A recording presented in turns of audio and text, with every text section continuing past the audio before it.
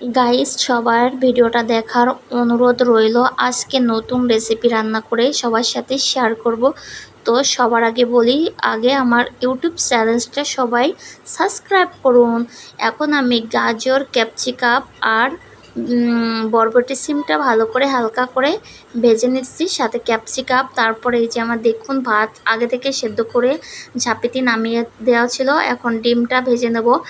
এটা তৈরি হবে ফ্রাইড রাইস। তো আমি কী কী উপকরণ দিয়ে ফ্রাইড রাইসটা রান্না করেছি সবাই একটু দেখবেন।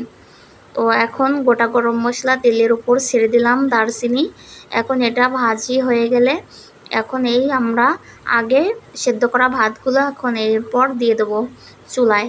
তো এটা ভালো করে মিক্স করে নিতে হবে যাতে একটা স্মেল বের হয়। তারপর সব কিছু করণীয় দিয়ে দিতে হবে, উপকরণীয়। তো এই যে আমার এই ছিল ফ্রাইড রাইসের লুক। তো এখনও ভালো দেখা যাচ্ছে না। এখন এটাকে ভালো করে একটু ঘি দিয়ে এই ফ্রাইড রাইসটা মিক্স করে নিতে হবে।